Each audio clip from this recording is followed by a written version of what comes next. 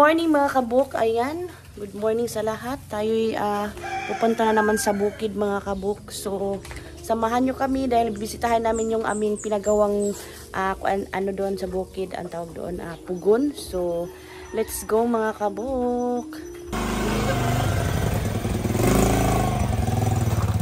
So, ayan. Magmotor lang po kami mga kabuk kasi malapit lang dito sa bahay.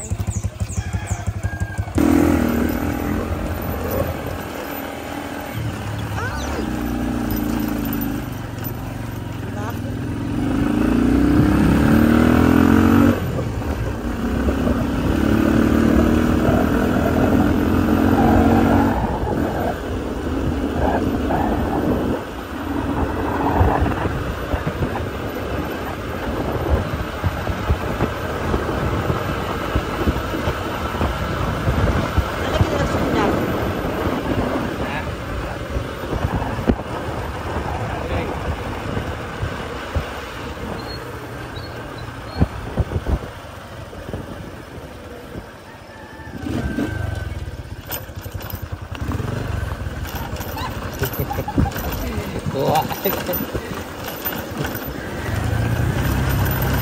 Okey, madam video ba? Okey.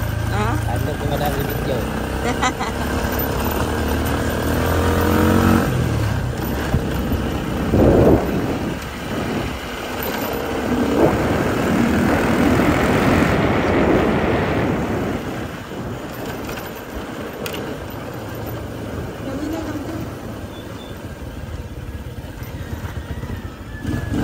Dapat maagi. Uy. Ay, nabasa yung ano ko. Paa ako nabasa.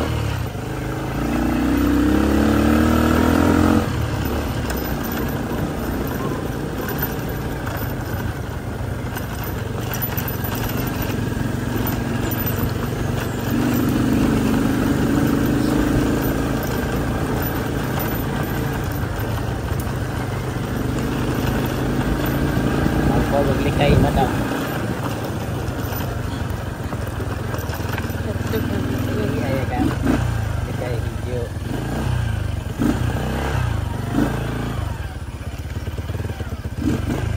Parang minap.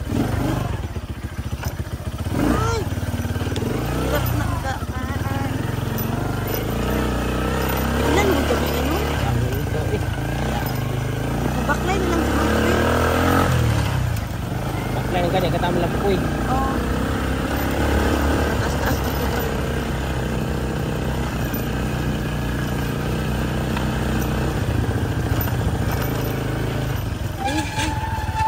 Tipunan. Dangog kayo man.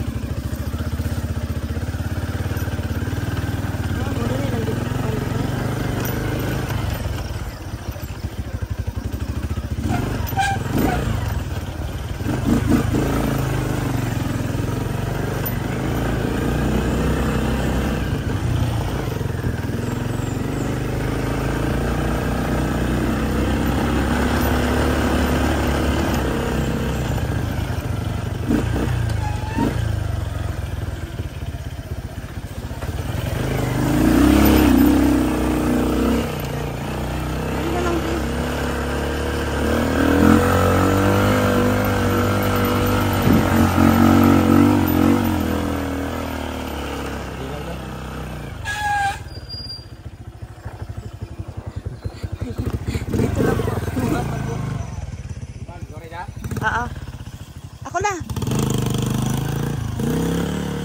Ikaw na. Mabigat pala. Mabigat. Ha? Sige. So, ayan mga kabuk, nauna na yung asawa ko kasi nga mahirap yung daan. Tingnan nyo po. So, ayoko pong sumakay. May ano na po ako may trauma na yung katawan ko. Ayoko nang mapasok yung paa ko, kaya maglakad na lang ako. So, ayan, nauna na po siya. So, dito kami dumaan. Kasi doon, may daanan naman doon sa kabila. Kaso, madaming damo. Madamo yung daan. So, dito ay, malinis lang. So, tingnan natin kung tapos na ba yung pinagawa naming pugon. So medyo matagal na ako hindi nakapunta ng bukid. So ngayon sumama ako.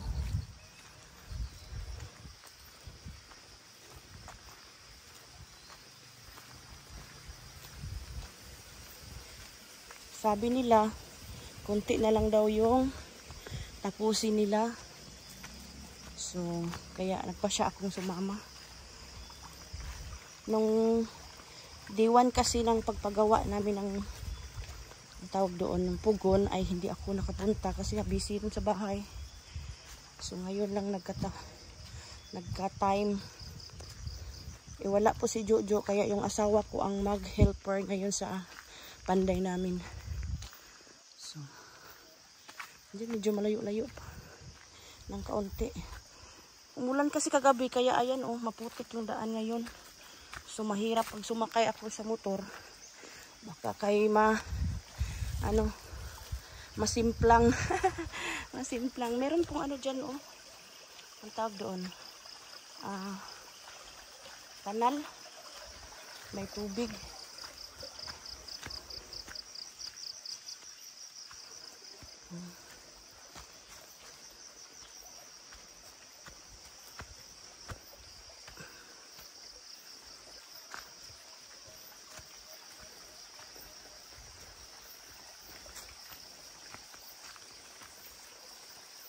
Meron din palang tao dun sa babaw.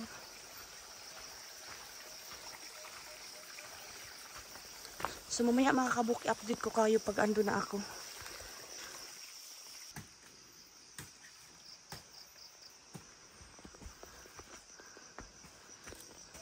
So malapit na tayo mga kabuk. Maraming mga saging dito. So nagpakupra pala sila dito. Nagpakarit. Ayan yung mga saging nila. Ang dami.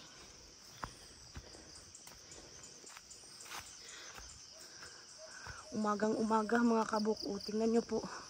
Mainit na yung langit.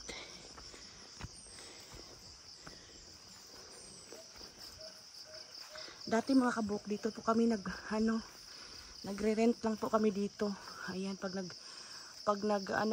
nagpakarit kami dito namin na niluluto yung niyog dito.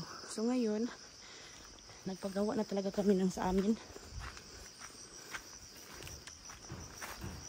So ayun, narinig niyo ba yung ingay na yun? Malapit na tayo. Putik ng tsinelas ko.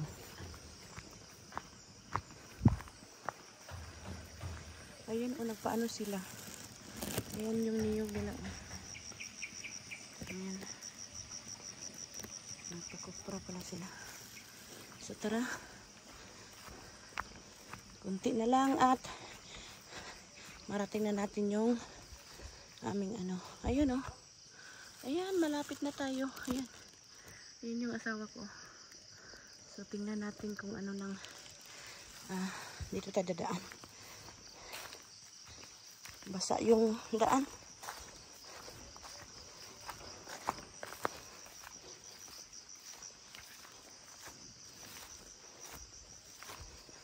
Yung motor ng asawa ko. So dito tayo dadaan. Ayan, meron din naman tubig dito. Unti nga lang. Ay.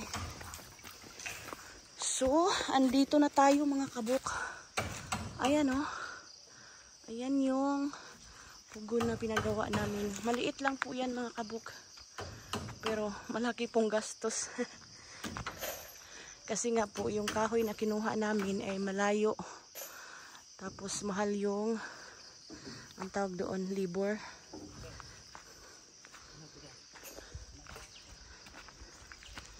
Ayan.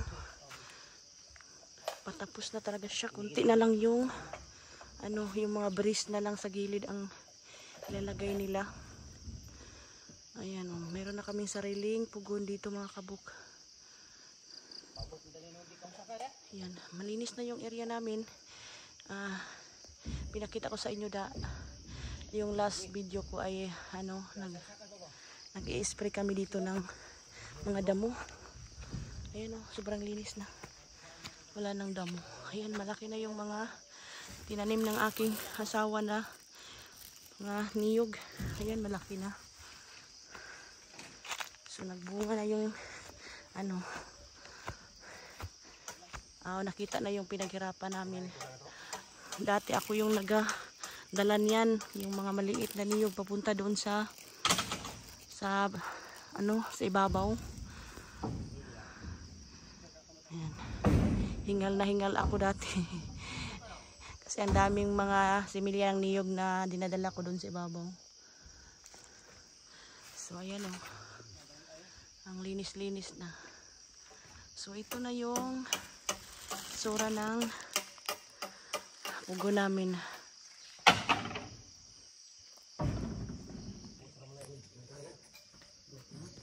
So ayan, maglalagay na sila ng mga breeze dyan sa gilid. Ito yung nila, mini kitchen nila. Ayan, para hindi sila mahirapan. Pag andito sila, doon sila magluluto. So ayan, ito yung sila ng aming pugon. So medyo pa talaga siya. Mahaba. Yun o. Nasa 8 po ang size ata niyan. Ayan. Tapos ito ay nasa size na 8x8 yung laki ng pugon. So ito na yun.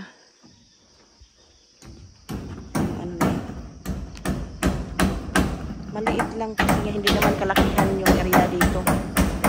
Nasa lang, siguro nasa mga 3 hectares mahigit lang yung dito. Tapos yung isang area ay lang yun, sinanla lang. So pag nakuha na yun na may-ari, so mahigit 2 hektar na lang yung ikukupra dito. So kaya maliit lang yung pinagawa namin. So ganun pa man, napakamahal ng magpagawa ng pugon ngayon. Kasi itong kahoy na inaano namin, malayo to malayo ang pinagkunan namin. So mahal yung labor. So sa ganito kalaking pugon na ginagawa ay bastos kami ng mahigit 40,000 pesos yung gasto namin. Lahat-lahat na. Dala na kasama na yung labor sa panday, sa helper, yung mga ganito yero, kahoy, ayan, lahat-lahat. So kahit maliit, mahal yung pagpagawa. Kasi nga doon sa kahoy at sa mga materialis, mahal na talaga ngayon. So kasi nahiya na kami doon, magrenta ng pugon. Baka kasi mas makasira kami ba, tapos kami pa ang magpagawa ng bago. So mas igi na kami na lang magagawa ng bago dito para sa amin na talaga.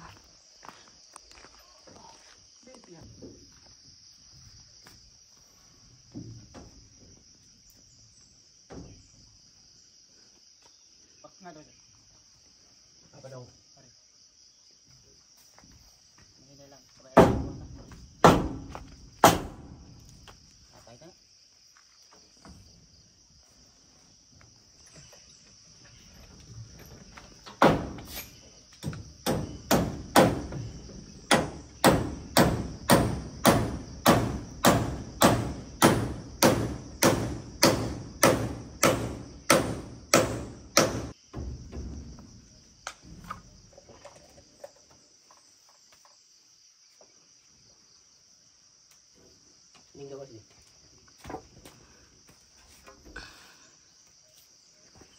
So ito yung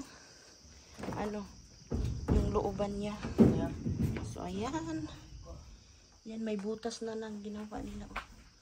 Diyan ilalagay yung mga doon, panggatong. Ayan. So ito, napakatibay nito.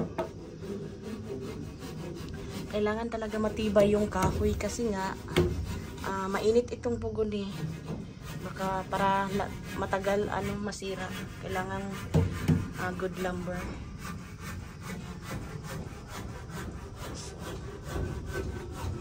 Yan dyan ay tatakpan pa yan. May mga butas pa para hindi lalabas yung singaw. Dito natakpan. Ayan. So aakyat tayo mamaya doon sa taas. Pero wala pa tayong hagdan. Yung hagdan natin ay ito pa oh. Yan. Igagawaan pa nila. So hindi pa tayo makaakyat sa taas. So ito na lang tapos nila.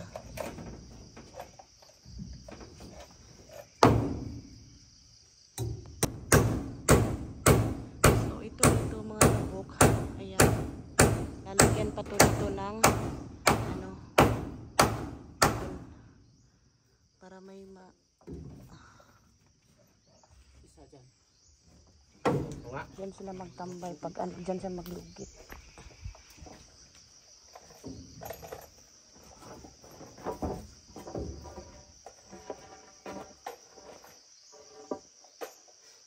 Doa?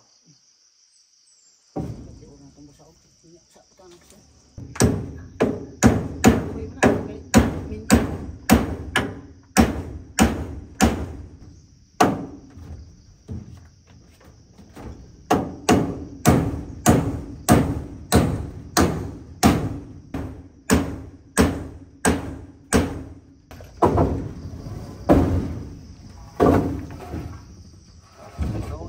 Pasubraan eh. Hindi, dili na naong butang dyan. Uy, gino. Kay Sa mo tagahapon. kita nindot pagkabutang sa sahod o ganang butang. Ito ni pugon. Pakuan. Ubut niya. Di ko na ubut niya minuto. Yung kaya bungan ka. Bungan man eh. Nah. Saya lang.